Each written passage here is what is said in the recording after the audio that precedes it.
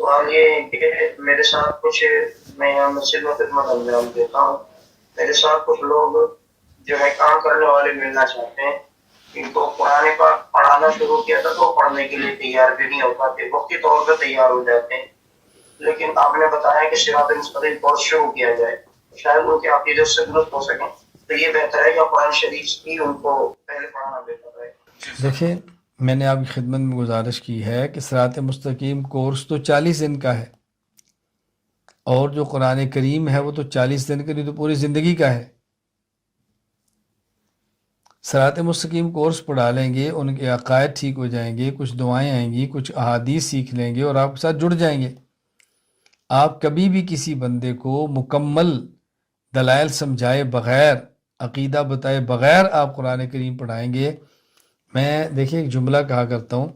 کہ ہمارے بعض احباب ایک بات کہتے ہیں کہ جی صحابہ کرام فرماتے تھے تعلمنا الایمان ثم تعلمنا القرآن، کہ ہم نے پہلے ایمان سیکھا اور پھر قرآن سیکھا۔ اس کا مطلب کیا ہے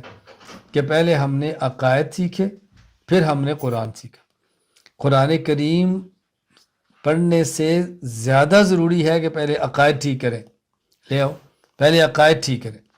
عقائد کے ٹھیک ہونے کے بعد پھر آپ قرآن کریم پڑھائیں تو قرآن کریم مفید بھی ہوگا نا۔